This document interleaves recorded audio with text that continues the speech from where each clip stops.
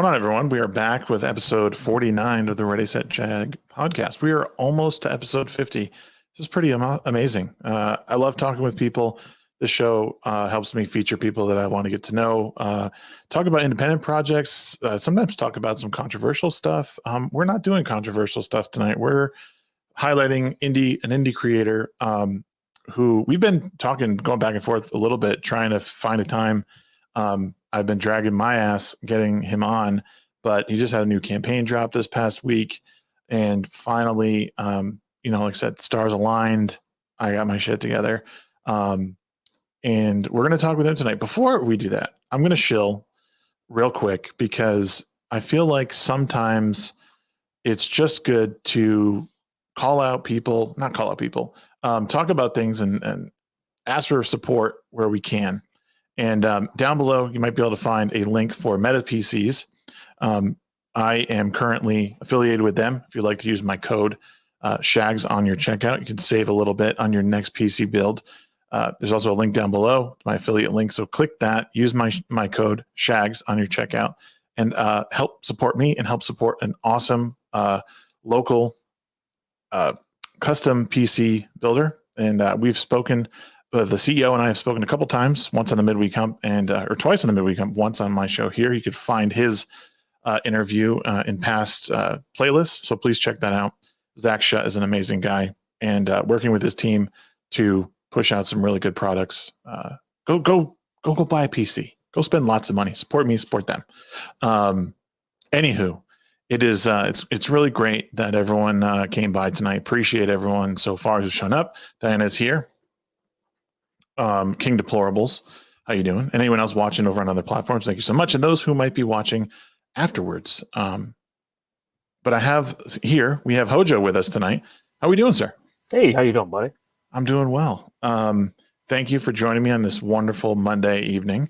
For those who don't know who you, give us a quick little rundown, quick bio of what you've been up to.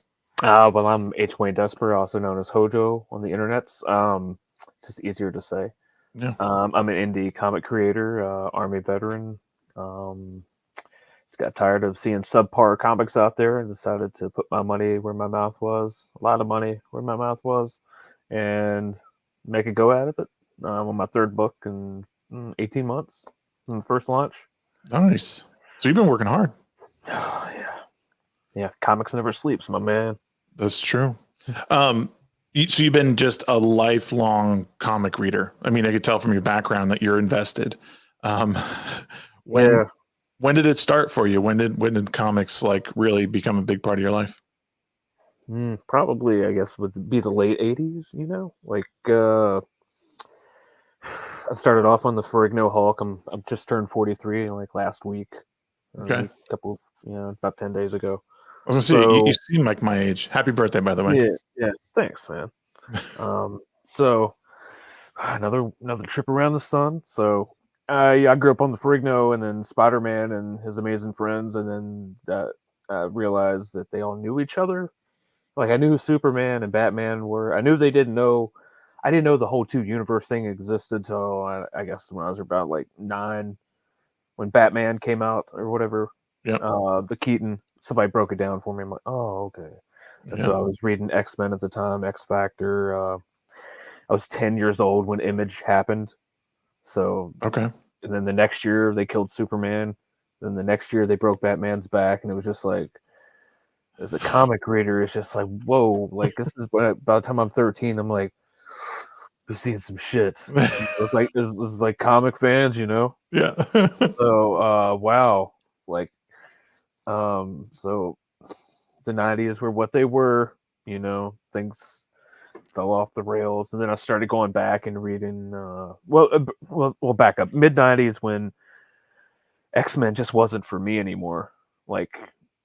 Image just wasn't doing it. The art was pretty, those all style, no substance, Yeah. From a writing perspective. Then my buddy's you ever heard of Alan Moore? And here's this it had been out for a few years, right? And it was Sandman Mystery Theater. Yeah. On the game and thing, I was like, well, what is this? And his older brother had some older books, and then I just started, I was a big reader, so I just started going back, and then I would go back to like mythology, and hence the mythicals, and Yep. uh, and just try to find like the core of some of these stories, like who inspired the Chris Claremonts of the world, and those people I had no idea who, like in as far as like art goes, I was always into art. I'm just slow. Uh, I can do a little bit, which is good. Like I have an eye for art, I just don't have the wallet.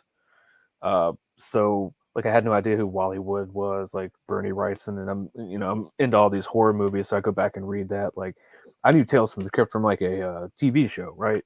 Yeah. The idea all that was a comic book, because when that came out, they were doing reprints, so you would get like it's like House of Mystery, House of Secrets, The Vault of Horror, like all these big anthologies like that at the newsstand right Hmm. before they went away. And so, stop it, Aldous. Anyway, I can't. That's my only slap book. I can't do that. So, and fast forward, comics are great, but some comics are bad.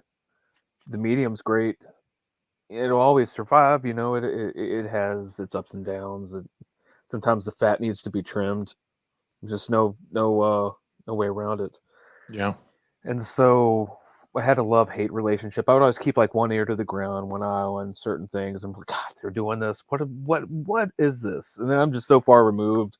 I pretty much stopped collecting, like other than like some Hulk stuff and going back and filling out some back issues from time to time, or if I'm traveling or something. When I was in the army, I would get stuff, but like Secret Wars or whatever, they tried to like bleed as not Secret Wars, Secret Invasion. Secret They Invasion. like Yeah. tried to bleed me dry with all that. Just I give a shit about 3D Man and all these the Skull Kill Crew. I don't care. I just wanted some of the heroes that they had ruined visually back. I just wanted the Hank McCoy you know that looked like that. You know what I'm saying? Right. I wanted that guy back. I didn't want this freaking lion thing with hoofed feet and some kind of weird uh, Guillermo del Toro creation. Yeah. I'm not a fan of the Grant Morrison's X-Men. Like, see, I went back to the Vertigo stuff and I started following all these guys. This is just like true storytelling, right? Right. Like Grant Morrison, say what you want about him. Not a fan of his later work, like, but his Animal Man, like Animal Man 5 in particular, Mhm. great. Yeah. So I guess I've just taken all this stuff in. I had an idea for a story when I was in the army about 20 years ago.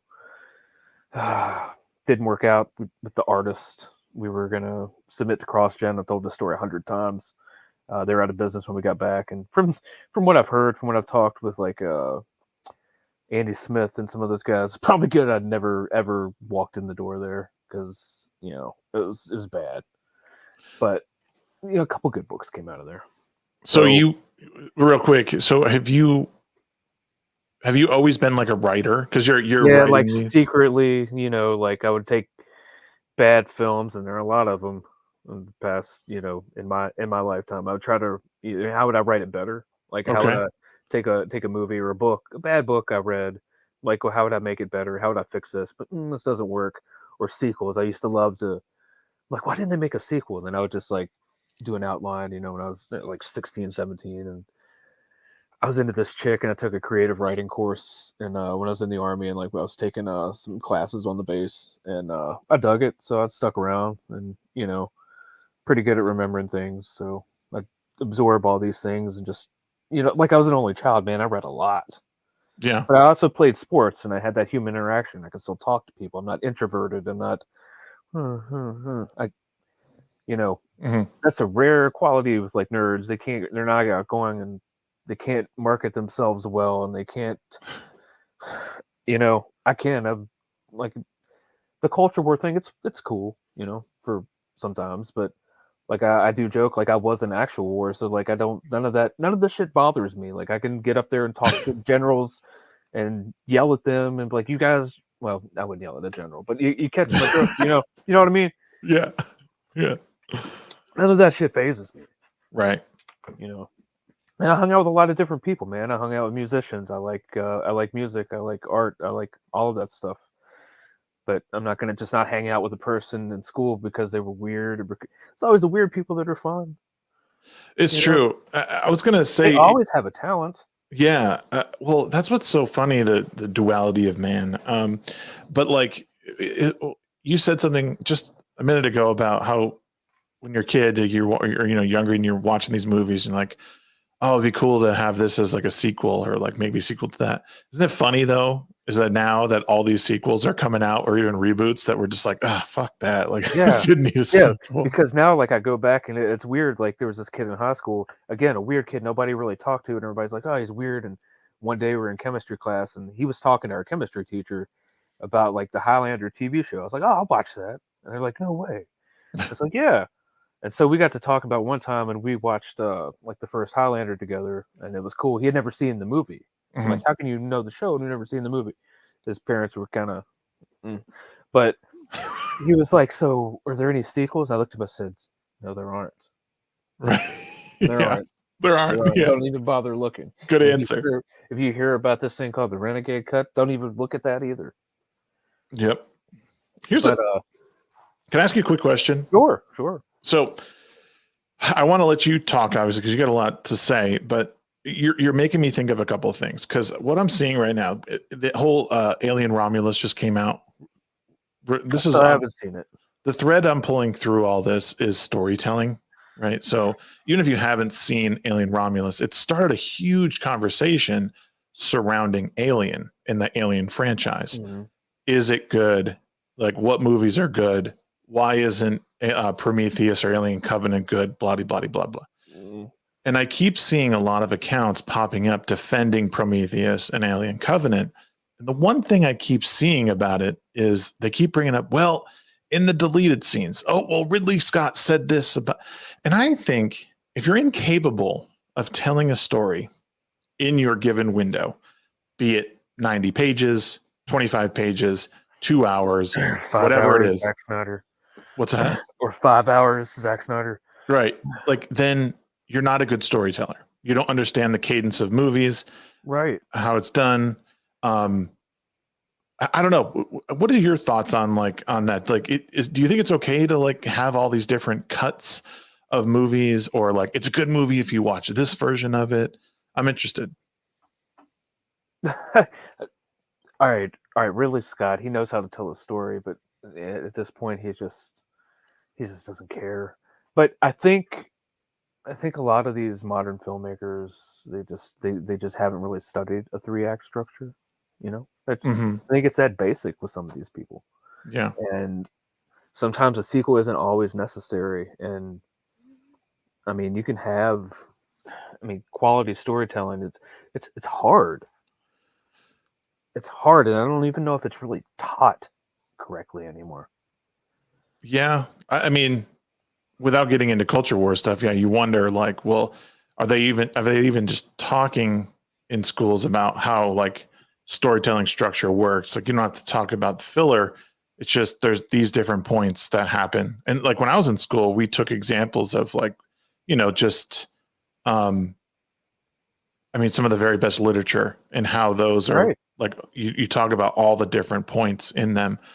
And namely, stuff like Lion, Witch, and the Wardrobe, and Lord of the Rings. Like I remember reading The Hobbit, or actually, our teacher read The Hobbit to us. It was a very bizarre thing, but like it was so good, and we would go over like each like end of the first act, second act, third act, and like where these different points, the ups and downs go, right. And why they're here. And sometimes you can move them around, but for the most part, writing is very formulaic. It does follow a pattern. But yeah, I'm sure they do teach it to some extent, but it seems like the art of it is lost. Like there's no, people don't know how to put like their real signature on it. Yeah. But the point, like if you say, hey, this movie has to be cut down to 2 hours, like, well, it's 3 hours, we'll make it 2 good hours. Right. So they're just so free to say like immediately, like, oh, we'll just put in the director's cut. Let's just do this. I'm like, no. And like I just heard something about James Gunn, like they got the script right. He said that's why they're already done shooting the movie, and people are like, well, how that was so fast? Yeah, because they're not writing as they're going along. Right. They're not doing all these extensive reshoots because somebody screwed up, somebody didn't like the dailies, or something like that. But I mean, I'm sorry, but if you're gonna be spending, let's just say, what was the average film nowadays, like maybe what, like $250,000, let's just on the low end, right? Yeah, something You like that. get your shit together if you're gonna come in there with all that, man. Just don't waste people's time. It's like, and I mean, you don't even want to get me started, like on the whole, craft services, and you got trailers Right. outside, like that Godzilla movie. You know how much of that they spent on that? It's like 15 Because million or something like that. because that was a film, Right. and like they, Oh, the Ray King brings up or Hatchet and the Outsiders was two that I read as well, and Shakespeare. Yeah, those were two basic ones. Sorry to interrupt you, HOJO. yeah, no, sure, yeah, but I just, man, I don't. It's a lot of the modern, I guess, like when you come to what you call film and cinema, it's just this. It's like the story beats are different. They have to have certain other story beats and other, the whole what they call the checklist. I'm Right. not. You've supplanted storytelling with you're trying to show and preach versus just tell me and Right. let me see it. Don't show me, let me see it. I know it's hard for some people to comprehend. I want you to see it. I'm not going to show you, but I want you to see it. Yeah, no, I know what you mean. Like, I mean, you should be painting the world with your words, Yes, like a brush on a canvas. It's right. the same basic idea. You don't. I mean, you don't always have the art transcends time because you don't need the artist to stand over your shoulder and tell you what he did. It allows for interpretation, but you Right. still see a cohesive image there. But now what you have in a lot of comics and games and movies is you have the director standing over your shoulder as an audience member saying, you should be thinking this right now. This is what's happening right here now. Like, okay. Ruined And it. like video games, I don't even understand that. Like all the stuff that's going on now, but it's not even how they're making the games. It's like all these what they call the patches and all this stuff, and like the first version never works. I'm like, bro, back in the day, I'm that guy now. Back in my day, if it didn't make the cut, it's not on the disc here. That's not going to be played, and if it doesn't work, you ain't making no money. It's a bummer because it all kind of goes it all it I mean the internet's the problem, right? If you really want to like boil it down to something, which is unfortunate because the internet brings us together, It's its allows own us to worth. communicate. It is something else, isn't it? But because of that, now when you have physical media is expensive to package and market and put on the shelves and all that. But now we have digital. So you don't need to have like nothing needs to be final because all you got to do is push an update over the internet and it's Yeah. fixed. So they can be lazy just in the way like the words you say to someone over a text don't have to mean anything because Yeah. you used to have to write a letter that took a week to get to someone. Well, you Right. made sure that what was in that letter made sense. And before And that, it would take weeks or a month to get to someone. right. But Maybe who he cares didn't. now? Maybe the courier just wanted to stay an extra night in the taverns. Sorry, pal, your letter's not getting here for an extra 2 days. He's getting a hooker and some chlamydia. You know, you, Priorities, boy. you know what I'm saying? You know what I'm saying? Like just like I remember Louis C.K. one time. Like it's just the generation today. Like they expect everything, and he was like, I'm on the plane, and they're like, oh. My text is not going through. Oh, he's like, I just looked at him. He's like, can you wait a second? It's going to space. Right. Yeah. Jesus, like he's one of the funniest people I've ever seen. Oh, He's I love Louis C.K. he's a great He's Twitter account. yeah.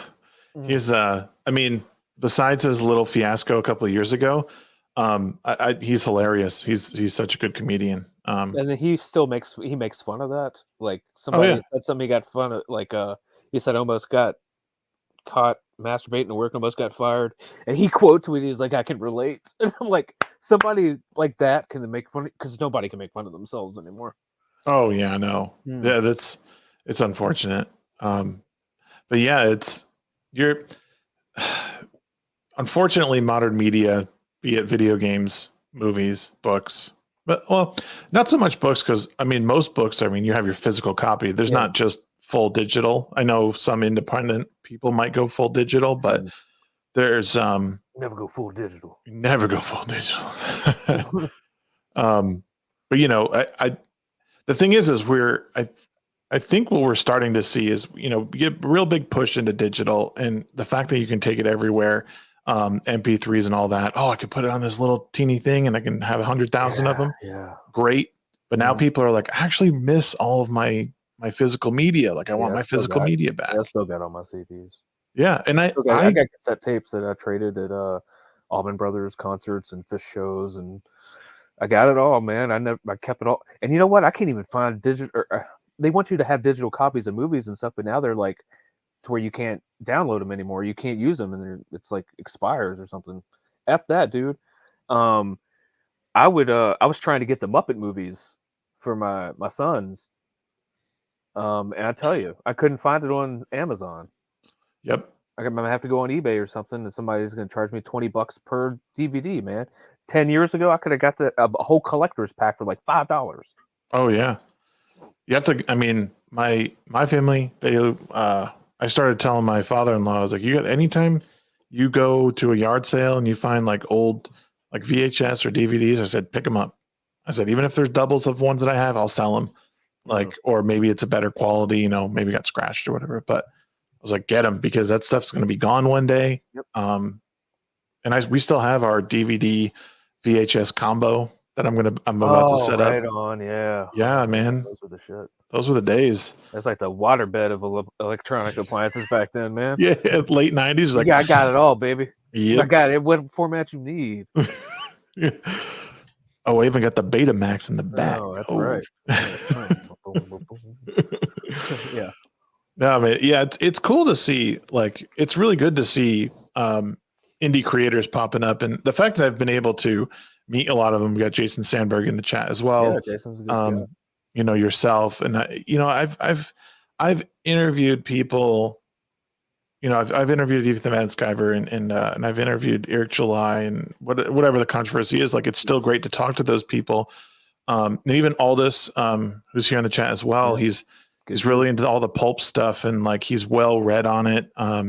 It's really like he's just a brilliant mind as far as that stuff goes. There's so many good people who support that, like, go buy the physical part. Like, don't invest too much into this digital stuff. Because what if it's like Escape from LA and the EMP comes down and kills all your fucking cloud servers?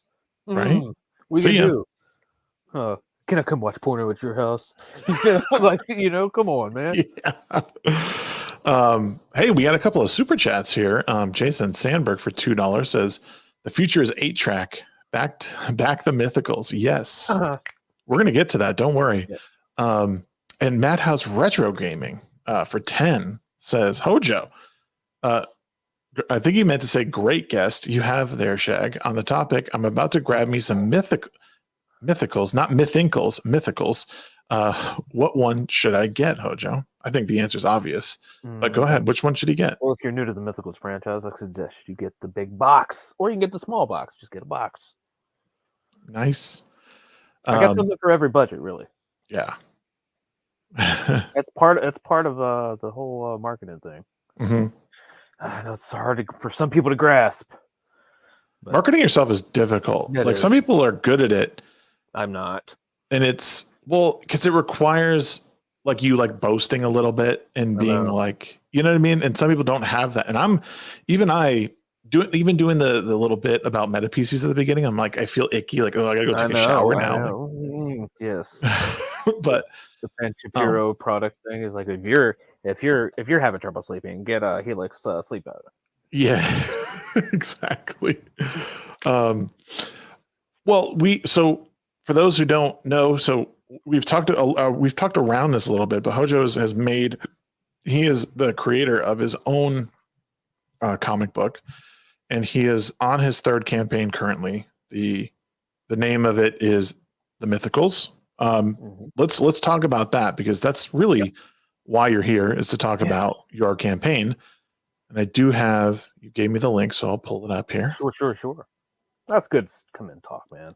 I've been doing this a while. Like, I was listening to Adam Sandler and Joe Rogan talk, and he was like, "Man, I couldn't get up there, man. It was I couldn't do stand up anymore. So it just takes a while to get up there. Like, streaming for me, like, I took like 2 months off, and I couldn't. It's like, man, I don't know if I know how to do this anymore." Yeah. So okay. Tell us about the Mythicals. Where'd the inspiration come from? You kind of touched on it real quick, but give us a little deeper dive into the Mythicals and where it sort of comes from. Yeah, sure. We were out on patrol. It was Samara, Iraq, and it's about 2005. So I was just thinking, I was like, man, what if it's like a bunch of monsters or something that could, instead of us, that was just going through and like taking out bad guys and stuff like that. Instead of like in a Humvee, maybe we drop a werewolf through the fucking roof. And so I started thinking about all that stuff. I had a nightmare one night, and that's what villains are made of in my world. So kind of spun that a little bit with the Mythicals. Wasn't really what it is now. It was like I don't want to tell you the name. It's atrocious, but it was so like early 2000s. But well, now you have to tell us. It was like Myth Force. Myth Force? MYTH Force. Okay. Yeah. And I was like, ooh, it should be Myth Force 13. I was like, no, it's like Gen 13. Then I was like, it'll be a different number. I was like, no, this is just all, it's not, none of this is going to work. And then we got back and he was like, we can always go to Image now that Cross Gen's out. I was like, I got to go. I'm 25 and I got to go. So I got out of the Army. So years passed. Like I said, that whole ebb and flow from comics, just, I never got back. And I never have been like a collector, like I never have gotten back to being like every week, every month, the only thing on my pull list right now is the Danny Warren Johnson Transformers and that GI Joe there. That's it. And now the new X Factors, I'm gonna check that out. I got a soft spot for that team. So flash forward to what was that, about 3 years ago. Had no idea crowdfunding existed. I didn't even know you could crowdfund comic books. Had no idea that Brian Pulido was doing what he was doing. Had no idea Billy Tucci was still around. Didn't know what Graham Nolan was up to. Didn't know any of this. Saw one day Ethan Van Sciver trending. I was like, oh, I know that dude. Now, to be fair, wasn't a fan of his X-Men run. His art was great. I just didn't like Graham Morrison's X-Men. Yeah.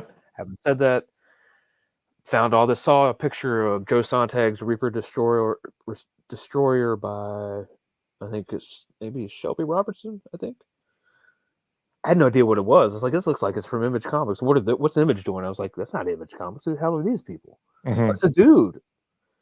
And I was like, oh, he's got a comic coming out. And I saw all these people, Ethan Van Sciver's over here. He had a book. And they're like, he made $1 million. I was like, you can make money. You don't have to go to a publisher. Granted, I'm not going to make $1 million. But I was like, but some of these other people are doing it too.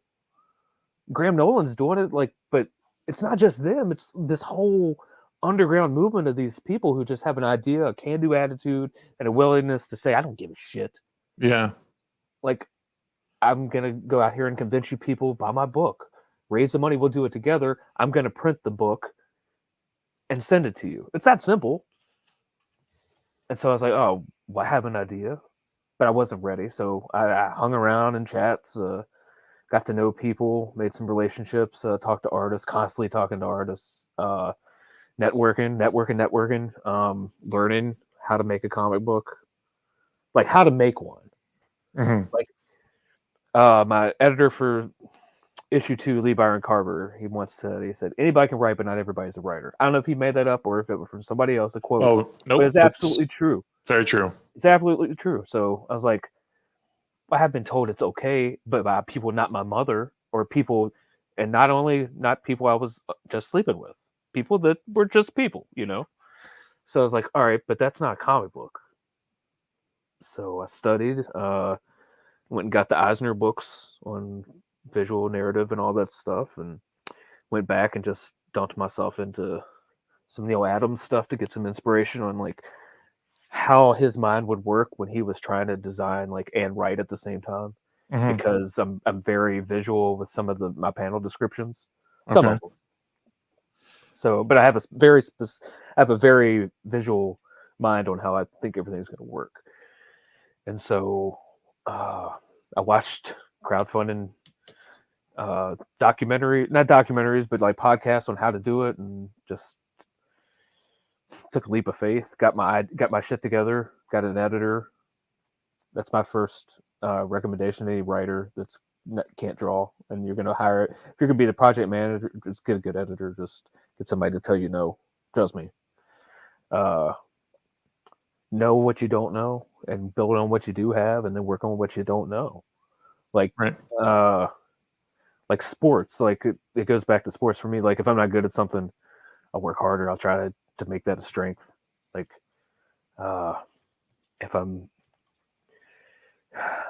very, very bad at free throws, I'm gonna just shoot free throws like Larry Bird until my arms would fall off. I'm not good at basketball, but like my thing was baseball, so I knew I could never throw Nice. 98 miles an hour. I can't. But I can put it. I can try to put it where I want it. I can Right. make you think I can throw 90 miles an hour, 98 miles an hour. Yeah. Like so I tried to work on location.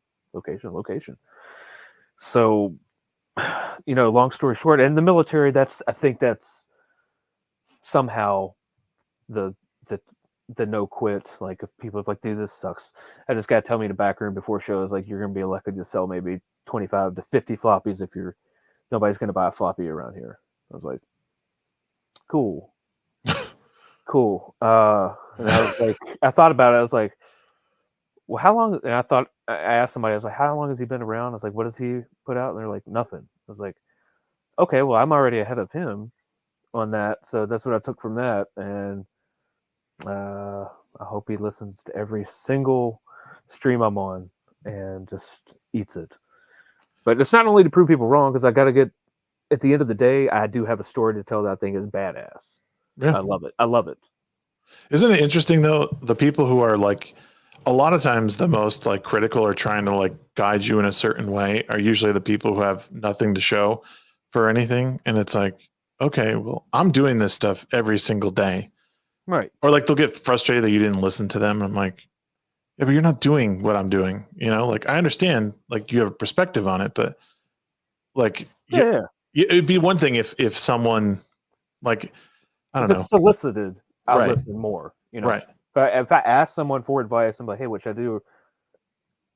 I'm asking you because I think that you can point me somewhere. Not necessarily I'm going to do exactly what you say, but it's going to give me a thought on an option that I maybe hadn't thought of yet. Yes. Yeah. It's crazy. But comic book writing in general, is that the kind of writing you've done like for most? So, or I guess have you always, when you're telling this story, was it always in the form of a comic book, or did it start in your head as like, oh, maybe I'll write this as a prose, like a No, short story? I'm not that good. My prose is just to test myself. I did we had to keep it under 3,000 words. It was like a short story, like tell a story, like in 3,000 words. It was like a dark, kind of like a fantasy barbarian, like revenge story, almost like a Western. Mm-hmm. And I got her to edit it, and she's like, "Ooh, she's like, it's great. It's a great story. It's a good idea, but it's just we need to work on a lot of that." I'm like, the punctuation and all that stuff. That is not me. That's like my new editors. I mean, Lee Byron Carver. He had to step out because he's got comics aren't your life. Mm-hmm. Sometimes life happens, and you got to take care of that shit. And I hope he comes back. I love the guy. I have his book here somewhere right here. But Aaron Sparrow is my new writer, and he was like, "Don't worry, I'm really good at catching that stuff." I was like, "Great, because you're gonna have a field day with this shit." And the thing is, between the first and third book, it wasn't as bad. Like as far as the commas and the punctuation, the word and the flow, I didn't have to trim as much. Like each book, I can almost look back at book one now, and that's just 18 months ago. I launched. And I'm just like, oof, that could have been better. I could do this differently. Each one has been better. So it's like, yeah, you may be naturally talented at something, but eventually, if you don't work at it, you're going to plateau. You're not going to get any better. You just have to work at it. And I'm just trying to work every day. Like thinking I'm like already deep into the self-edit of issue 4. Oh, wow. Yeah, it's already written up to issue 6. It's all plotted out. It's done, baby. It's cooked. Nice. It's if I could get a lot more money for a lot more other projects, I could just maybe crank out a couple of these mythical titles, a couple a year, and then do like a graphic novel every couple of years. It'd be great. Well, it looks like this is already working out because Madhouse Retro Gaming came in with another 5. It says Kit and Caboodle box acquired. Boom. Also, is that a number 8 Secret War slab behind you, Hojo? That's cool AF. It is, and some people don't like it, but I got that thing for $100, and we'll see. I always knew that they would make a real Venom movie, but they didn't. So I don't know. The Tom Hardy one was okay. I didn't like the second one. I don't see. That's the thing is I don't know, man. Tom Hardy's a weird actor. Like watching that movie was strange because it didn't feel like Tom Hardy acting. No, he was in this God, he was in this FX series, and Ridley Scott actually directed it. I can't remember what the hell it was called, but it was like set in the late 1800s. He like played this son of like a British lord or something, comes back, and it was like all this weird like voodoo weirdness going on. I watched a couple episodes, and it was great. I had just had my first child, I think, at the time, and I didn't have time to finish it. I want to bring this back up because we kind of just glanced over it. So this is the page, Mythicals 1 through 3 on fundmycomic.com. Right. I will throw the link in chat so people, if you're interested in supporting, you can check out the link here and support. So what do we got? Oh, we got a teaser. Can we watch? Yeah, sure. Are we going to strike? Unless you live in Russia, it's banned in Russia. Sorry. Commies. Oh. I'm not sorry, you commies.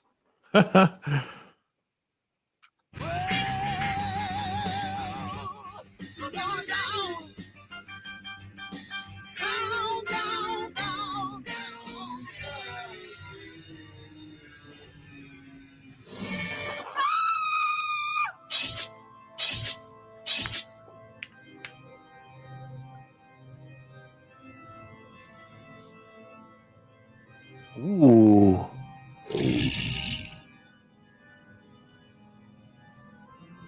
Some nice colors, man. That's Dan The Kemp. hit indie horror comic returns this August. That's sick. He used to color the Capullo Spawn back in the day. Really? Yeah. I can't believe he's like, yeah. And I'm pretty sure Joe Sontag already told him who I was. He's like, oh yeah, I know who you are. I was like, no, you don't. But it's cool.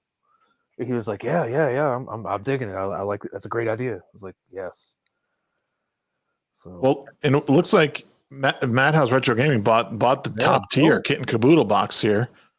That's awesome, dude. Go right on. That's it, man. That's everything we've ever produced here, except for Dean James. He had a like a little glow in the dark, like her eyes glue in the dark for a bookmark. It didn't turn out great. The manufacturer, I didn't like it. They were kind of bowed, and I had to put them under 10 stacks of like heavy books to try to flatten them out. It still didn't work that well, but so I don't want to do that again. But that art is going to be used in this issue 3, so you'll see it again. Dean, Nice. you won't be left out, Dean. This is really awesome, man. See, I don't know anything. I mean, I understand the whole funding thing, but there's a whole undercurrent of this, and there's a whole method of funding your own comic and building from the ground up. What have you found has been like the hardest part of doing it? Like what have you really like stumbled on? But by stumble on, I mean like what things have like really tripped you up since you started doing these? Well, I mean, the hardest part about it for me is like being apart from my family. Obviously, I would be snuggled up with my wife right now. I mean, she probably wouldn't want to be snuggled up to me tonight, but anyway, because it's hot. It's hot up there. She got this new quilt, and it's her fault, but whatever. But really, the most, I guess, like how to break into or like out of the circle that I've already like I'm in, like to find new readers. It's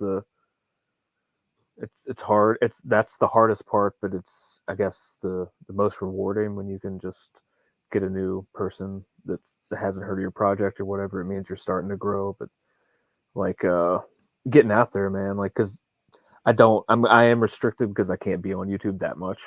Um, Probably couldn't do a show. It would be too much like work. But and I work 48 hours, so sometimes that's a hindrance. But I get out there and I do it. But getting out there and finding that crowd that hasn't even heard about this stuff, Mhm. that's the juice. That's where you're gonna get it. And having a family, I can't go to conventions because eventually that's crowdfunding is nice, but I don't think it's a sustainable business model, especially not for somebody like me. Like I kind of just want to like break even and like maybe buy some free comics. You know what I'm Right. saying? Yeah. Support other indie creators. I Yeah. mean, you want to call that a circle jerk or whatever. It's my money. Uh, the backers are getting what they wanted. So Wait, real quick. So this crowdfunding, like, are you operating at a loss usually when it comes to crowdfunding, oh or yeah, oh yeah, yeah, really? yeah. Especially if you're starting out. Like, I mean, it depends on what you're. I'm paying my art team as we go along. But with Fund Okay. My Comic, the way it's set up, I can get weekly payments after its book's funded and it's already fully funded. So this coming Tuesday, I'll get a check or a deposit for everything I've raised so far, and then every following week, it's almost like a commission system. You know what I'm saying? Like if some more cars you sell in that week, that's the bigger your paychecks could be the next week, Gotcha. Okay. and that's more fuel. But that's only with Fund My Comic. That's how they work. All the other ones you got to sometimes wait until the end of the funding to get it, and you got to tell your artist, suck it up. Some artists, believe it or not, like to get paid. Yeah. And like I they would can want get to get paid, paid. they can be paid a good rate, what they ask for. They don't want to be chewed down. Um, they got to eat too. It's a bad economy. So, but that like getting out there is getting into conventions, like the small indie stuff, and getting a booth somewhere. That's the key to get those walking customers, the physical. Talk to them with your mouth. You know, say, hey, look at this. What are you into? If you like that book, check this book out. Mhm. To be able to combine those, that's gonna maximize your growth, I think. Yeah, I do. I've said to a lot of people, I think more. I mean, especially as a creator, whatever it is that you're creating, if it's in the entertainment sphere, um, like you should be going to conventions and trying to meet people, especially Yeah. in comics, because there's so many people that go there to look at. I mean, I know I love going to find like indie writers Mm-hmm. that are, their fiction books are out. I saw this really cool one at the uh, Salt Lake City FanX last year, and I'm so pissed I didn't pick up his book. And my son is so good at reading; he's only 7, but this would have been a perfect book to just have him Mm-hmm. start sort of thumbing through it because it was meant to be a young adult like Right. adventure. It kind of reminded me of Little Nemo. Oh man, I Yeah, love that. so it's kind of like I said, it's the kind of coming of age and young adult because that movie and that story is kind of scary. Yeah, Um, but it reminded me of that so much. It was kind of steampunkish and all that. And I had the Nintendo game. yep, yeah, dude. But those are if you can make it to those things, it is so important to be able to like see people face to face, hand them a card, Yeah. or But it costs money to get to conventions too, and to Yep. lug all your stuff there. Mhm. So I get it. And I'm doing like some local signings. I got my books in a couple stores. Like that's a bucket list item. Right? Not many people can say that. Be like, oh, like, well, any retailer would take your book if you. Like, I'm like, okay, well, where's your book in the store? So again, the whole crabs in the bucket mentality. I was never used to that because all the bands I was in never achieved anything. So, but it's fun as hell. I met some cool people. I've rubbed elbows with a lot of craziness.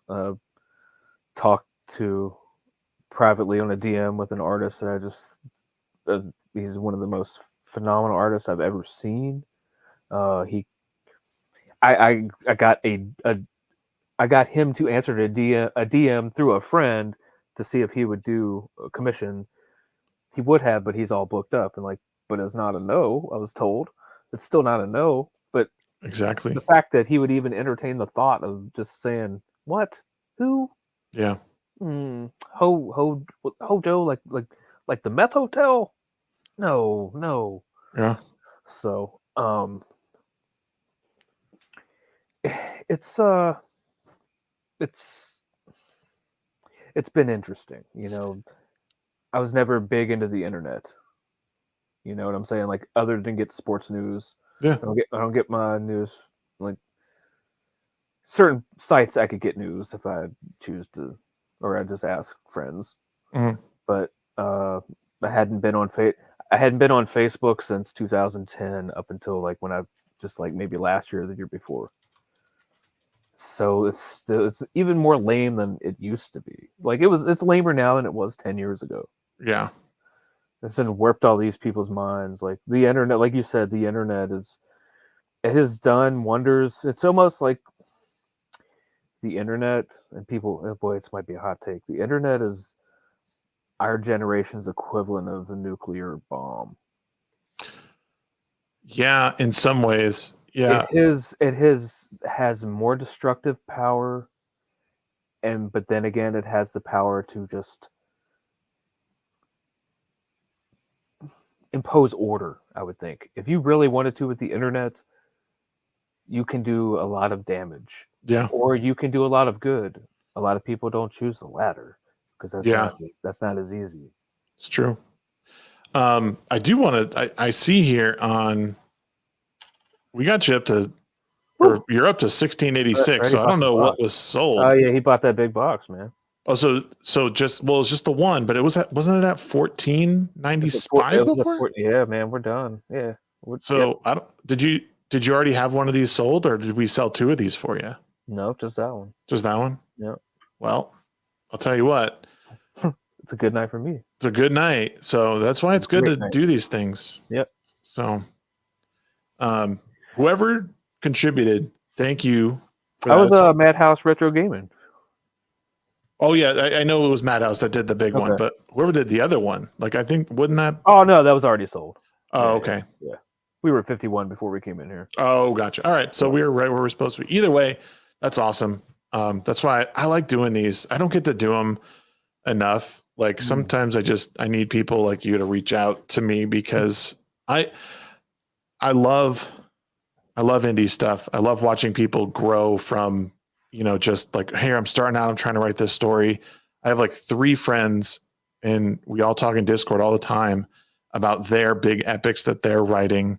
Right. And hearing all the lore that they're generating and these factions and these animals and like all this. It's so awesome to be a part of it in some way, because I mean, everyone has a story to tell. Gosh, so many ideas, so many different. I have like 3 other things on the back burner. Maybe I've got one script that's being drawn now. It's like a comedy script. I think Aldous, he's the editor. Oh, sick. And so that was fun. It was a joy to write. It was funny. It was like almost like a writing prompt. I was like, really? All right. He said, do this. It's this, but do it like that. And I was like, okay. So I ran with it, and he just thought it was the funniest shit ever. And so I have another straight up horror script that's I don't know if that project's gonna come off the ground anytime soon. So, but I wrote it, so I still have it. That's cool. I have other IPs like I got a graphic novel idea it's based on that short story that I was telling you about. I figured out a way to turn that into a graphic novel. So I'm every now and then, like once a month, I'll go back and would look at my outline and start, I'm starting to pull dialogue and different scenes and pull those story beats. Yeah. And because the characters are already there, it's like pre-written.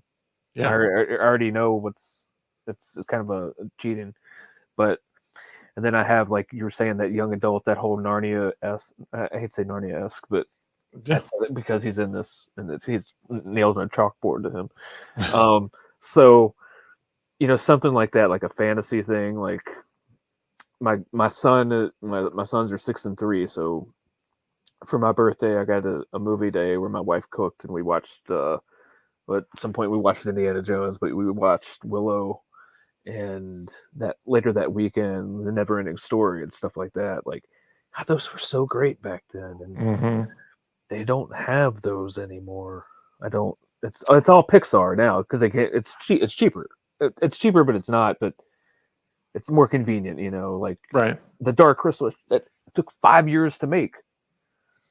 Labyrinth took a while. Wasn't that greatly received, but like I want to do something like that where like it's not to where it's like they try to go both ways with it with like a younger adult stuff. It's either too corny or too dark. It's there's no in between. Like you got to have stakes. Like Never Ending Story is a perfect example. Like when Artax dies, man, that kills you as a child. Yeah. I don't want to do that to children, but I do want to make them sniffle a little bit. Like, oh, Well, but it's not such an egregious like death, right? Where I feel like now, like anytime you see death in like a movies, it's something like kind of gruesome, or people are making the argument like, oh, we have to shield people from that. You can't show kids that imagery. And it's like, well, at some point you got to learn that you're not always around. Like someone might die. I know. And that's one of the first lessons that a lot of us learned when we were kids was watching Neverending Story and Artex dying. Mm-hmm. It was like, oh, well, and a lot of kids' movies then. I even saw something recently that the scene where Mufasa died was actually the second take, the one that was released. They said they screen tested one before that, and it was too graphic. Yeah. So, like, whether that's true or not, like, what I mean is, like, either way, we've been subject to that, and I feel like a lot of that stuff now is not. You don't have those heavier, life situations that people are dealing with, which I don't know. It could be good, it could be bad, but I don't know. I think a dose of reality is not awful for kids. No, doesn't hurt them. Because it can also teach, in a way that if your son's watching, but like your dog's he's gonna die someday. Yeah. So you say you see his horse die, but you felt it. Like that was the whole point of him dying, because he made the reader feel that. Yeah. And it was like the inception of emotion. He felt it, then Bastian felt it, then we felt it. Yeah. And then we didn't want to make movies like that because we didn't want our kids to go through that, and then we homogenized everything and watered it down. So we did this to ourselves. Right. Yeah.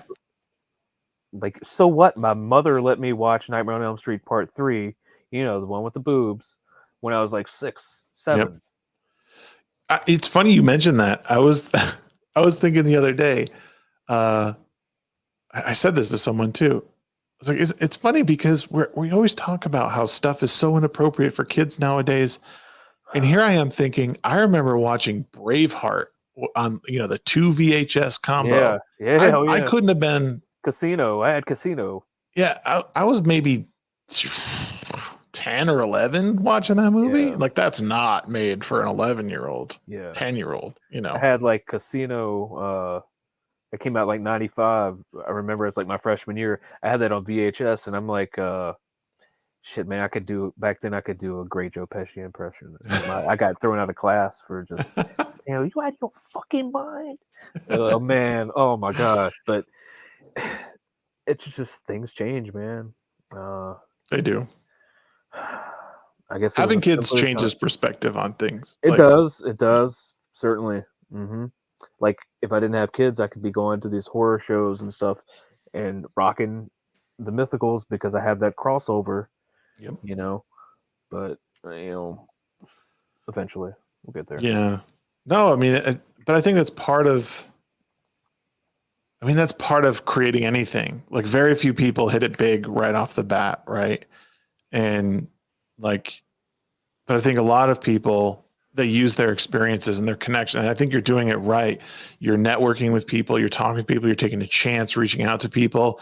And things might not be, you might not be like making money hand over fist right now, but what you're doing is you're gaining industry knowledge that you can apply later on. So you can start being a little bit more savvy on maybe the next 3, or Right. the next run, yeah. whatever, Mythicals 2, you know what I mean? Like, I mean, I know you have like 6 books, but like maybe that next run of like Mythicals 2, you get what I'm saying? Yeah, I know what you're saying. Like maybe that is where, things start to take off. Sometimes it's just a matter of like, hey, I don't know enough about this author or this story, Right. and I want to be able to, binge the whole thing right at once. Because I do think that's something that's different about comics, is that A it's lot of nice people want to wait for a trade too. They're like, I'm not gonna get you. Wait till you get a couple issues under your belt, then I'll get all 3 at once. right. And it just So, depends on who you are. I like trades. Yeah, But if you're a yeah. collector, you want issues. You want you want the singles. Yeah.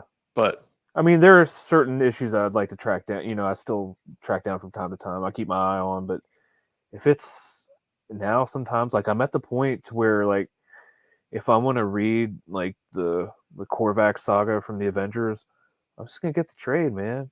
Right. I already have them. I just don't feel like cracking them out and taking the tape back off and having my son just be like, "Well, what is that? Let me touch it." No, you don't touch them. You don't touch them.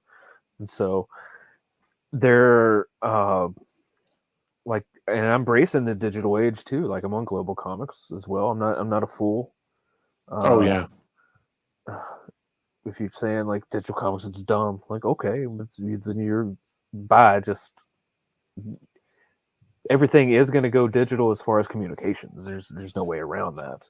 It's funny. I've read quite a few comics digitally. I read a couple of runs of Moon Knight digital. And what I liked about, first of all, I liked Moon Knight, but the runs that I read. But the other thing I liked about digital was like you could set it up to go panel by panel. Like when you tap, it goes to like the next one. And not that I don't know how Are you to talking read about comics. on Global Comics? Are you talking about Global Comics specifically? I mean, I was reading it on like Comixology or something like that. Comixology, yeah, I think they have the same thing. Like I had to go through every page I loaded up. I had to take like a pointer and because I got some panels that aren't just like the 6 the 3x3 grid or whatever. Yeah. I'm like I got to sit there and like oh man, it was crazy. It took me about an hour or 2 to do some of it. So you so you set it up so yeah, that it's customized because I cut out the word balloon. So when you hit a panel, it's right in your face. It's boom. You got the whole panel with that way some kind of word balloons will go into another panel. You know what I'm saying? So I had to like take the dots and go all the way around that and cut that out. So it was crazy. It's cool. I like it. I'm somebody's favorite now. Yeah, no, it's cool that like I do think that that's a cool feature, and I read some manga on there too. Like they were convenient for especially Comixology because I didn't have to like carry or buy a lot of books. And Yeah, Battle Angel Alita was on like Comixology Prime or whatever their free version is, and so I was reading the first couple of books there. And it was nice and convenient. And it also allowed me to think like, okay, I'm paying the monthly fee for this. If I really like it, like then I'll buy the physical books. And I've started buying a lot of physical books. Like I'm building shelves and everything to put them all on. Cause that's the key. That's what I tell people. I was like, you're thinking, you're like, I don't want to do that. I don't want to give it away. I'm like, you're not giving it away. You're letting people read the first one for free, and they have to pay you for the ones after that. It's right. You can set it. You can set it to go to a paywall to whatever page you want. Right. It's very customizable, very user friendly.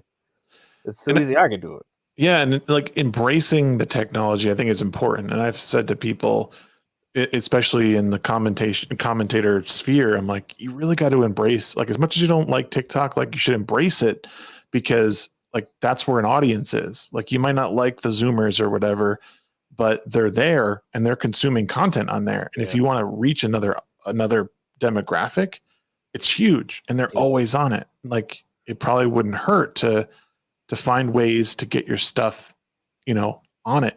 Mm-hmm. And it's Chinese spyware. Well, okay, whatever you say, Yeah.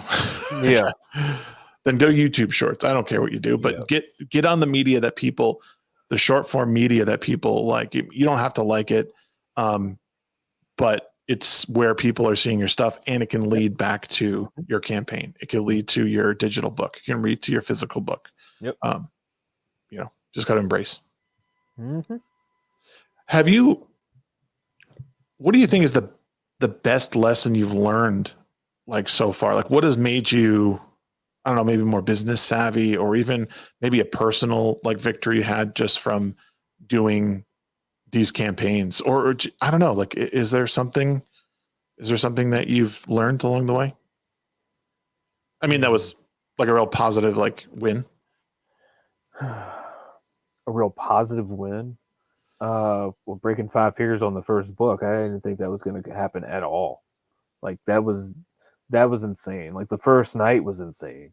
Yeah. Like I had very, low expectations, which, and I guess like, cause I'm older and I don't know. Well, I've kind of always been. So I'm a very pragmatic person, and I try not to kind of jump the gun. I try to wait things out, and just like a lot of these internet scandals and all the stuff that happens, and like, just give it 2 days.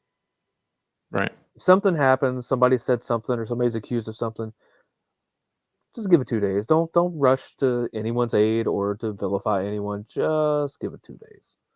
2 days in this space, it's like 2 weeks in real time. Everything moves so fast because that's why tempers flare so fast. Everything is so much faster. Sometimes I just like to get back and slow it down a little bit and cut on Pink Floyd's Animals and just relax a little bit. Just, I guess because I'm old, I'm just trying to take it all in because I'm new to it, and I'm new to this too. I'm old in age, but I'm young in the internet life, I guess, with all this. Yeah. Because when I came to the indie space, like, man, I've been saying this, and it's true. It's about 2 years to figure everything out. And I mean, all of it. How everything works. Yeah, and even then, like you're like, and sometimes you're just disgusted by it. Yeah, but you said something brilliant, and I think it needs to be stated again. Like when you hear something here online, give it 2 days, because it's not, things don't operate in the same time frame here, and it's one of my biggest issues with everything going on, whether it's for entertainment, comics, movies. It doesn't matter what it is, news, politics.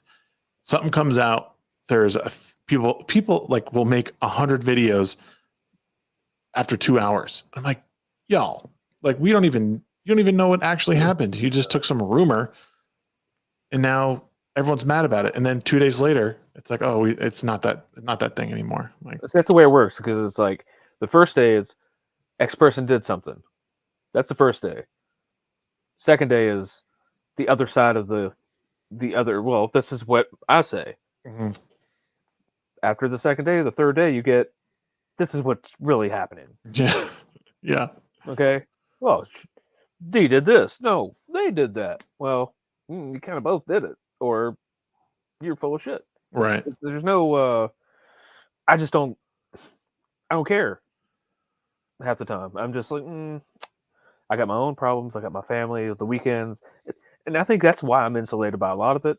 A lot of this happens on the weekends, on streams, when people are drinking and doing things. Guess I'm drinking on the weekends, but I'm with my mom's, and my mom's, or I'm with my wife, or I'm out at a brewery. I'm out living my life. Yep. This is all. I know people hate to hear it, but this is all secondary to me, Bubba.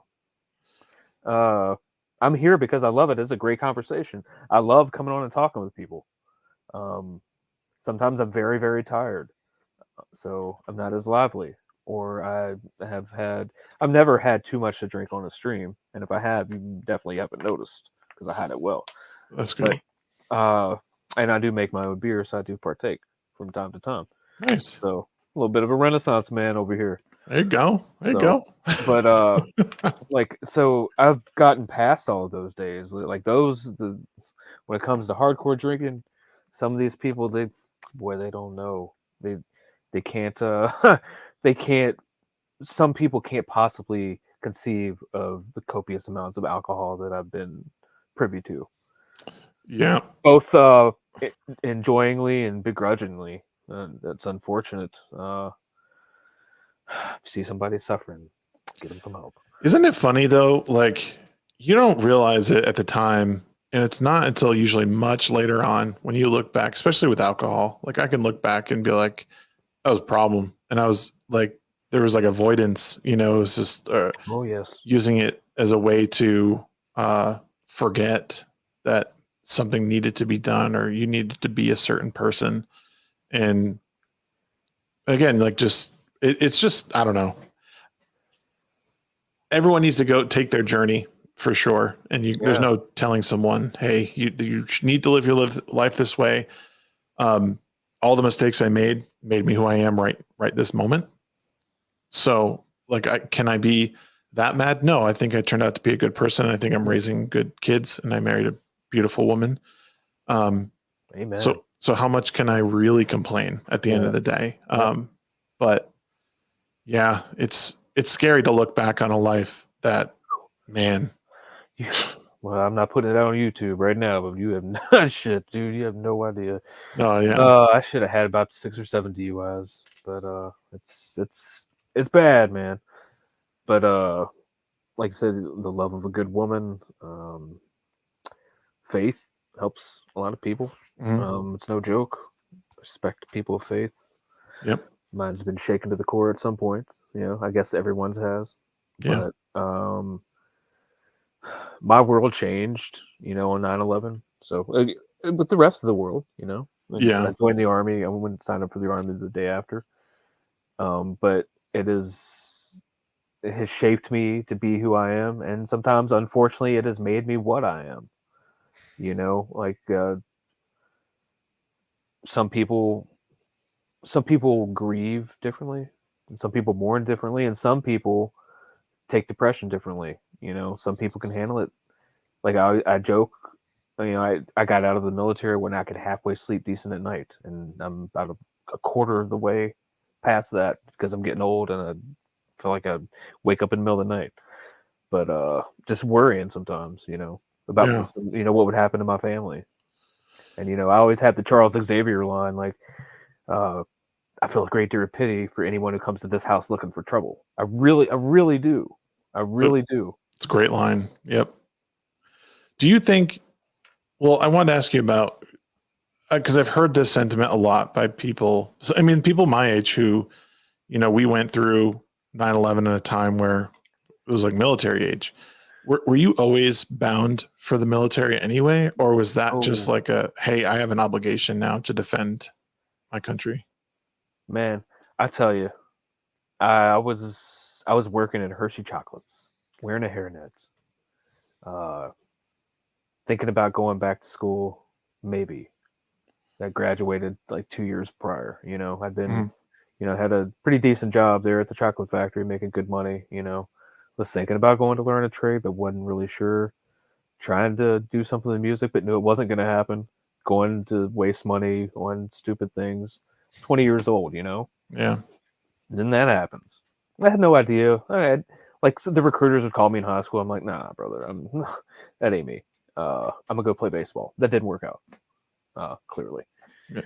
So, just, I don't know. It was the weirdest thing, man. Like I got home second shift, or I was working third shift. Got home early that morning. It was like 7, 8 o'clock. I was with this girl that lived up the street. We were hanging out. She left. Um, the caller ID, like the caller ID, the little box on the side of the phone. Yep. It was my grandmother calling. I was like, shh, nah, don't need this right now. I'm trying to go to sleep. I was with this girl, so I hadn't cut on Sports Center like I did every morning from the time I was probably old enough to even know who Dan Patrick was. Hmm. Um, I go way back with ESPN, but didn't cut it on that morning for some reason. She calls and she's like hysterical. I was like, "What? What is it?" Because she was, she's a Southern lady. A mouse runs across the floor. Oh my goodness! Oh my goodness! Oh my goodness! Something like that. I was like, Oh Lord. I know. And I was like, Grandma, what is it? What do you need? She's like, turn on the TV. I was like, what channel? She's like, any channel, Howard, and hung up the phone. I was like, whoa, she used my Christian name. Right? Yeah. I cut it on, dude, and I saw the second plane hit live. Like, I'm just sitting there because I was like, I called my buddy. I said, what the hell is going on, man? He's like, I don't know, some idiot flew a plane into it. I thought he was talking about like some moron with like a Cessna with like a sign that says "Eat at Joe's." Yep. Yeah. Some idiot was like, just eating a sandwich and wasn't paying attention. Like, oh my god! Yep. I didn't know it was a bunch of jihadis coming over here to wage war on the Western culture. Yeah. Which I didn't really know they had already tried to do. Yeah. So I was like, what? I got up. I couldn't sleep, man. I could not sleep for the longest time. Like, I watched it. I couldn't stop watching. My mom's like, cut that off. I was like, I can't. Like, I watched it until it got so bad to where the tower fell. Like, I watched it all, man. I watched from the time that morning to the time we went to work. Like, it was the baseball playoffs, like I was hoping that the Mariners were going to beat the Yankees. Oh yeah. It's because I'm an Orioles fan and I didn't want the Yankees to win. Anyway, we got out of our cars and stuff, man, and like in the parking lot, like a graveyard. Everybody's just getting out of their cars, just like with their heads down, like. And then it's dark. It's 10 o'clock at night. I hadn't slept, and like I walked in, I looked at this guy. I just looked at him, just some random. I looked at him. He just looked at me. He's like. Like, you knew what he was thinking, what we were like. The whole country was thinking, like, why, what, Yeah. how, and then how, and then so that next day I went. I got off that next morning, and it's like they were giving away free money. There were so many people down there getting ready to enlist, and I was like, fucking sign me up. Let's go. Let's get them. And then, the Iraq War is what it was. So I got out, but I came away with an idea, and it's working out pretty good so far. And the wherewithal to deal with all this constant bullshit on the internet all the time, and people just constantly nitpicking and inserting themselves into your conversation when you're just trying to talk about art with somebody else. Stop it. Yeah, I think the biggest issue we're finding nowadays is people's like real lack of like empathy. Like it's okay to empathize with people, and it's okay to talk with people that you don't agree with. And just because you might talk to someone who your friends might not agree with doesn't mean it's like personal or anything. Like we're all individuals, and like even yourself being in the indie comic space, there's a lot of drama going around in it right now. If I'm selling books to somebody you don't like, right? What are you just mad because they didn't buy your book? Yeah. Is that what that is? Come on, man. Yeah. Stay out of my business. Like, other than my wife doing like the accounting and all that, I am the sole proprietor of South River Studios LLC. I run this ship. I steer it. I fuel it. I put the sails up. I'm not a sailor. I don't know anything else about boats. I'm just using the boat metaphor because of the river. You know what I'm saying? Mm-hmm. For a writer, I'm great with words. But so wordsmith. Like, yeah. So don't like you don't tell me how to run my business. Now, if I'm doing it some unethical, if I'm not paying artists, if I'm doing this, if I'm lowballing people, if I'm talking shit behind people's back, call me on it. Right. Other than that, drive on, pal. Go talk to the next one. Maybe they'll give you what you're looking for. I mean, it ain't me. I write badass comics. Like, if you took Buffy the Vampire Slayer and Wildcats and then some X-Files and then shook it up, there you go. That's the Mythicals. A little Indiana Jones sprinkled in because we're going to go world hopping. That's cool. Find these cool artifacts. No, man, I'm I'm proud of you that you're doing something that you are passionate about, and it's something that you've been thinking about. Like some people hold on to these like ideas they have, and they're so afraid to like step in and do it. And like ultimately, if you want to see something better, especially in the world of entertainment storytelling, you're not happy with it. You gotta find a way to, even if you don't have the ability to write the project, find a way to fund someone. Like you putting your money into like a Something you project, believe like in. yeah, Something you believe in.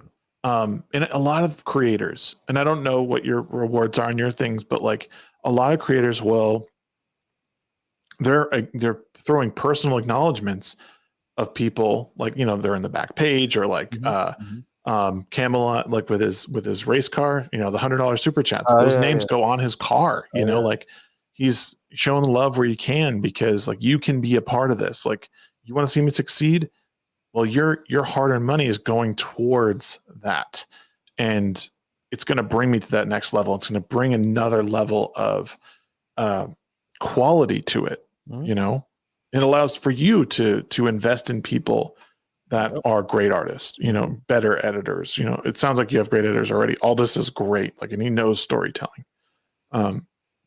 So like, but those are the things that there's always a way to contribute to better storytelling. We know what's bad. When you look at a movie and you think, oh my God, this is awful. Like, how could I see, like, we can't do this anymore. This studio is putting out a third bomb this year. Like, I'm not watching them anymore. I want to see this new story. Well, I mean, it ebbs and flows, right? And with entertainment, you have the studios, and the production value would get, like grand and Byzantine and luxurious and over budgeted, and then people would come in who knew how, like the Roger Cormans would come in here and just like strip it all down. And then you have people like I want to say Sidney Lumet. He's real good with cinematography and stuff like that. Like it just and like a movie like The French Connection. That movie didn't need to be. It wasn't a blockbuster. I mean, it was a blockbuster, but like as far as like money, like what were you spending money on? Location? What? You know what I'm saying? Like that's just a great movie. And then it got the horror industry is a great example too. Look now, like the studios, all they want to do is make like another Scream, another Halloween. They'll dig up Jamie Lee Curtis and slap some spackle on her and say, "Get out there, Laurie, get out there. Let me stab you one more time. We need the cash to flow." But then you have the independent horror scenes, like the Terrifier. You have, was it The Last Drive-In on like I can't remember the network now, Shudder and all that stuff. Like these people know what it is and know how to do it. Like the John Carpenters will come along and just be like, no, you just let us do this. Yeah. Comics did it in the 70s, like Denny O'Neil and Neil Adams when they came in there. Like they were like, who are these hippies coming in here telling us how to do our job? Yeah. Well, you guys weren't making any money, and these guys are about to set the stage, right? So it, and I think many comics have really gone through that a couple times. It took the British invasion in comics to really kind of prop it back up again, and then I guess the suits didn't really know what to do with it once they had it. So, but like good storytelling at its essence, it can't be faked. It can't. You cannot fake it. Nope. And so, well, and I think sometimes too, things go unappreciated in their time. Like you see a lot of old like Renaissance and all that stuff. Like a lot of times those people were underappreciated, and even more modern stuff was underappreciated in the time. And then it, and as maybe that person dies and there's no more of it, right? And then people look back and like, oh, that was actually brilliant. And you see with movies all the time, movies bomb at the box office, and then later they're like, people are like, oh, wait a minute, I kind of missed the point on this. Yeah, that was a good movie. Yeah. And that is also the hard part about art and being an artist, is that is part of the reality, is when you create something. I mean, it's you, and you do it because you have a story that you want to tell, and regardless of how it's received, like you tell that story. and then you hope somewhere along the line. Well, obviously, you don't go into something hoping that it fails. You want it to succeed. You love it. It's the story you want to tell, and along the way, you hope it, it makes a lot of money. And if you're just in storytelling or comics to make money, it's probably not the right industry. And I mean, I'm sure people have told you that like a lot. Is like, don't just write a comic because you want to make money. If you're into it, bro, if you come into this at my level to make money, you might just have to go. You never go full retard because you are. I'm sorry, but you are. Unless you have the Teenage Mutant Ninja Turtles, and so far I haven't seen it. I've seen comics based off of the Ninja Turtles, but I haven't seen that white hot. What the hell is this? We have to have it. Right. And I don't know if we can, if people are capable of all in unison taking notice at something like that for what it is, for being great, no matter who made it. Because there's going to be a certain sect that's going to look at it and be like, well, I don't like the way they talk about certain things. I don't like that they like this person. He said, no, he likes the Baltimore Orioles. We can't support that. So the inability to separate art from artists nowadays is just mind-blowingly, it's just dumb. Well, here's my take on it: is that to an extent, right? I don't buy anything from Disney, right? So my take on it is, and I was thinking about this like maybe 12 hours ago. We've always had these discussions. Yeah. We've always talked about the things we liked, the things that we didn't like. We've always gotten a whiff of what a director has done, what they, blah, blah, blah, blah, blah. The issue we've come across, again, is it comes back to the internet. Unfortunately, it's brought us together in a way that's allowed us to share every thought. And not only that, but we have access to every bit of information. And now it's instantaneous because ChatGPT, I just link that in with all of my web browsers. I can get anything I want on anyone. It'll just summarize everything. And I don't have to, like, you're supposed to cross-check everything, right? But no one does. They just pull up a thing. It says all this information and they dump it onto their video, whether it's right or wrong, it doesn't matter. And now, because of that, people make, like I said, videos within the first 2 hours of some news breaking that might not even be correct. I know. Sports reporters, like, stop it. You guys are embarrassing yourself. But before, like, you would talk to your friends about this stuff and theorize and say, I don't really like that. I didn't like that. But it wasn't on such a broad scale that it turned you off from something. I know. Or it would be this tidal wave that you like couldn't escape. It was just, let's chat about X, Y, and Z.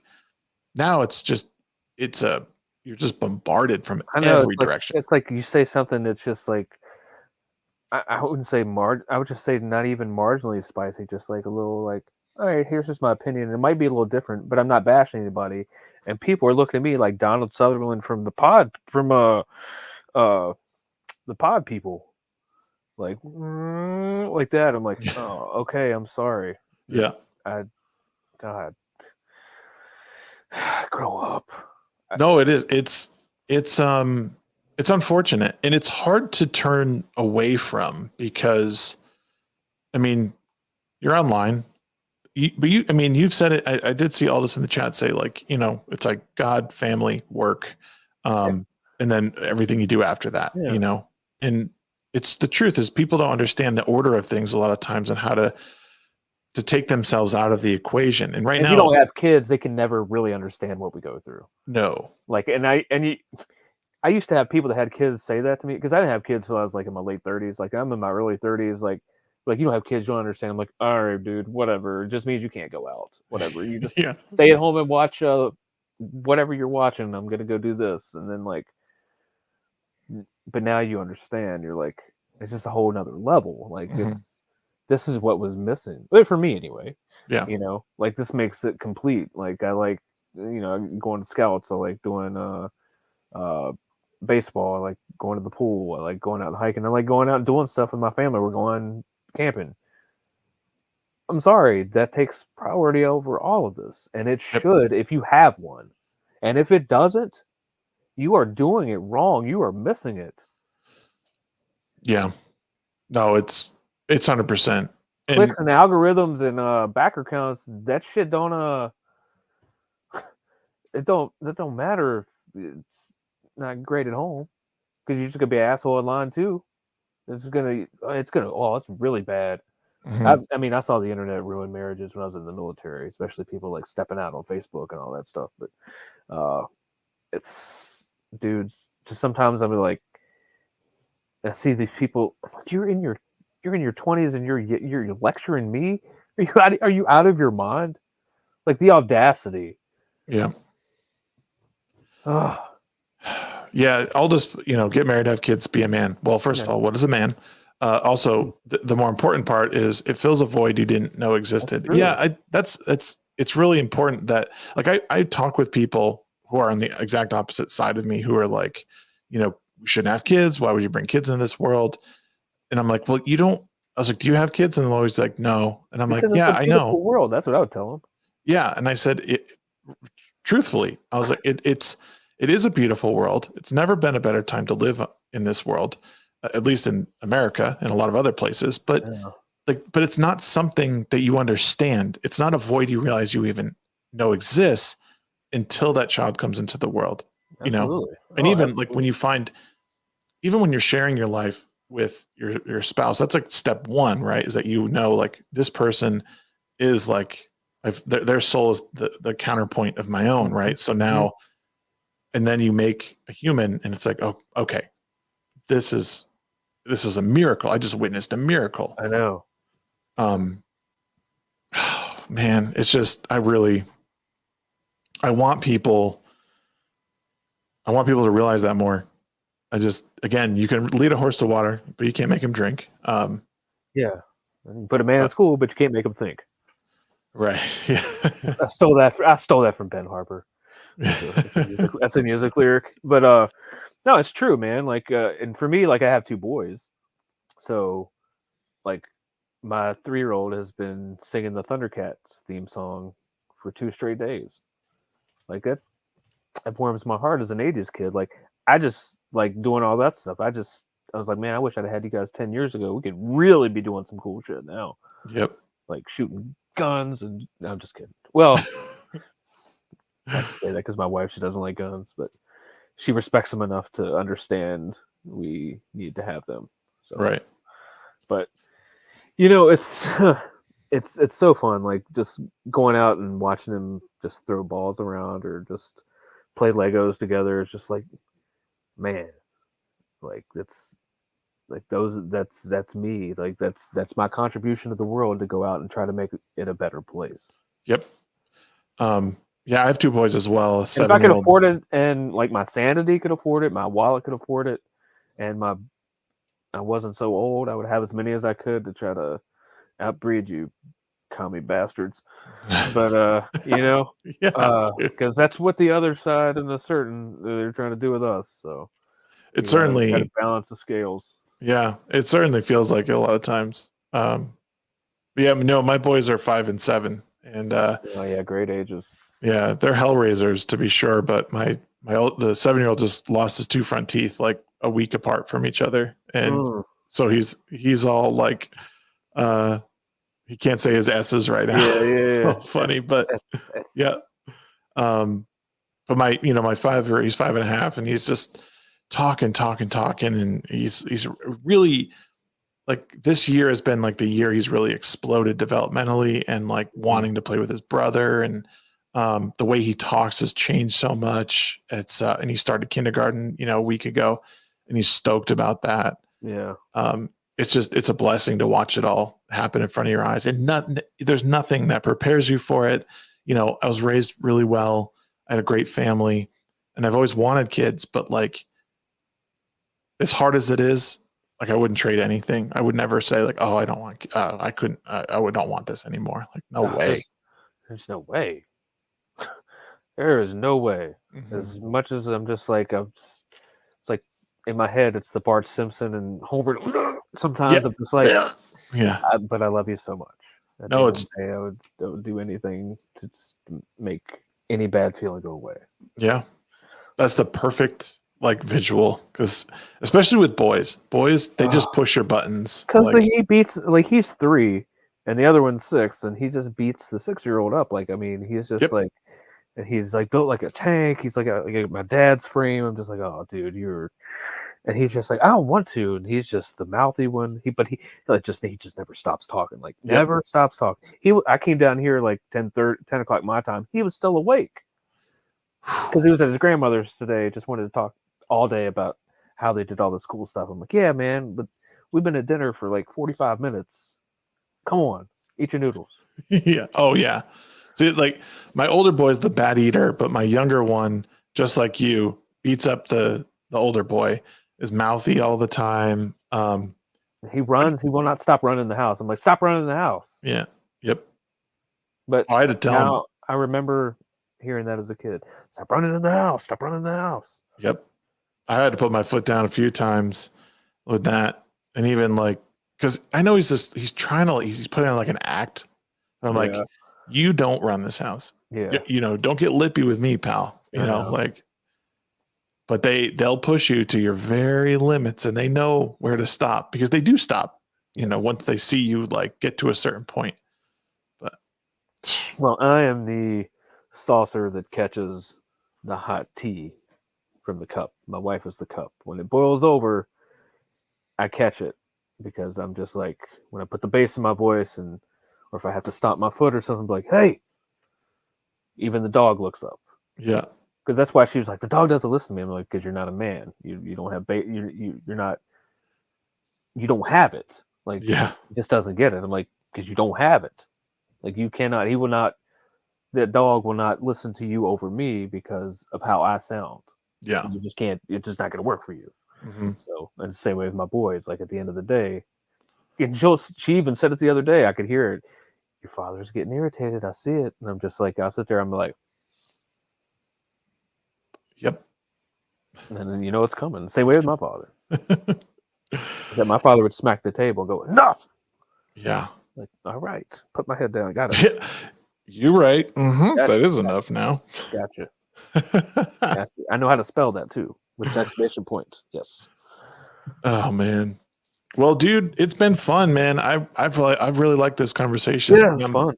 I'm excited to see where this campaign goes. For those who are watching, wherever you may be, and for those of you in the future, hello. And yep, in the future, if you're watching on YouTube, you'll see this, and I'll put the link in the Spotify playlist as well. But it's right here. This is. Oh, hold on, I did the wrong thing.